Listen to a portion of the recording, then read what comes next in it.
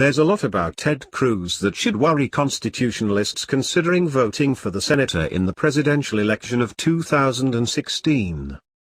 Recently, Infogram published brief but illuminating biographies of several of Cruz's key foreign policy advisors.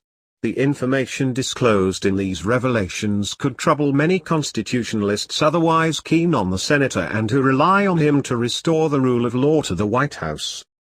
The first person highlighted in the article is the chairman of Cruz's foreign policy team, Chad Sweet, shown.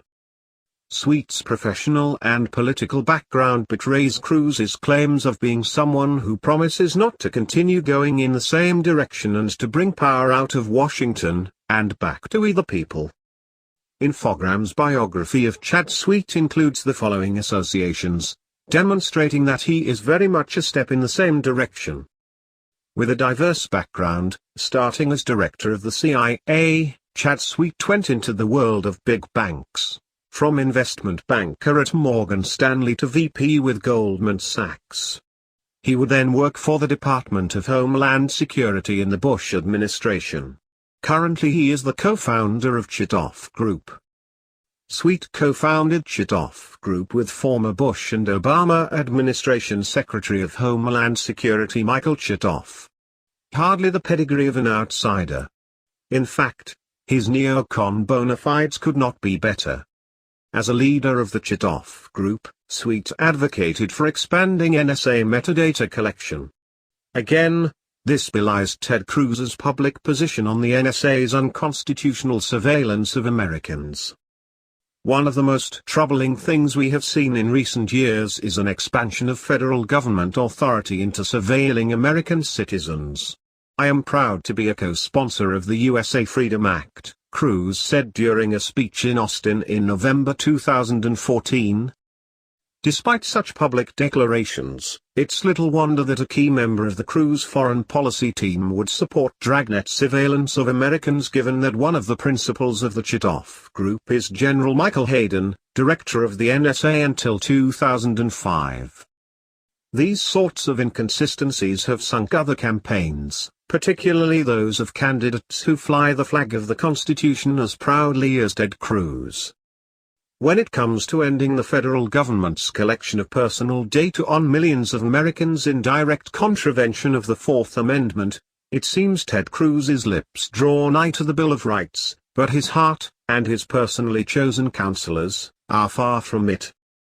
Next up on the roster of Ted Cruz's neocon inner circle is Victoria Coates. As was the case with Chad Sweet, Coates's connections with the neocon elite are strong and numerous. From Infogram's bio. Having served as Director of Research for former Secretary of Defense Donald Rumsfeld and as an adjunct fellow at the Foundation for Defense of Democracies, Coates has a track record of supporting a neoconservative foreign policy. In 2012, she was an advisor to Rick Perry, whose campaign was in support of sending troops back into Iraq. This record of rubbing shoulders with a who's who of neocon luminaries cannot be comfortable for the constitutionalist wing of the Cruz camp. Apparently, Coates is no neocon neophyte. Her record reveals that she's a true believer in the neocon doctrine of using the US military to spread democracy around the world. In 1979, Jan Kirkpatrick wrote an essay called Dictatorships and Double Standards where the Reagan administration official equated Reagan-era support for anti-communist dictators with the promotion of human rights. Daily Beast reported in July 2014 that Victoria Coates asks interns to read that essay when they start working for Senator Cruz. On his campaign website, Ted Cruz promises to restore our Constitution and to follow the founders in looking to the Constitution to act as chains to bind the mischief of government. One would imagine that restoring the Constitution and being bound by its chains would include not using the US military to topple governments, no matter how tyrannical, or to funnel funds from taxpayers to the coffers of the moderate extremists who declare their allegiance to the American side in foreign conflicts. Someone committed to that constitutional tack would certainly not choose neocon interventionists with the resumes of Chad Sweet and Victoria Coates. All of this should be sufficient to give pause to patriots inclined to support Ted Cruz's run for the White House. Surprisingly, this is just one layer of the neocon nest surrounding Ted Cruz. Cruz's foreign policy advisor is James Woolsey, a player who would be drafted in the first round of any neocon fantasy team owner. The Infogram bio is enough evidence to convict Woolsey of being neocon to the core. Woolsey was a national security specialist and former director of the CIA under the Clinton administration. He heads up many neoconservative groups, including being the chairman of the Foundation for Defense of Democracies, and founding member of the Washington Institute for Near East Policy. More than just academic advocacy of the military-industrial complex and the global deployment of American troops to force democracy on the world, Woolsey has no problem putting the noose around those who act against the growth of the government. In a December 2013 interview with Fox News, Woolsey made the following shocking statement when asked about NSA whistleblower Edward Snowden: "I think giving him amnesty is idiotic." Woolsey said, "He should be prosecuted for treason.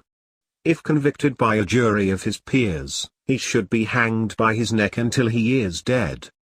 That's not just think tank rhetoric, that's reign of terror type talk. Some readers familiar with the associations typical of such neocon movers and shakers might be surprised to not have read the words Council on Foreign Relations yet in this piece. The wait is over. Ted Cruz's choice of Elliott Abrams to help craft his foreign policy is disappointing.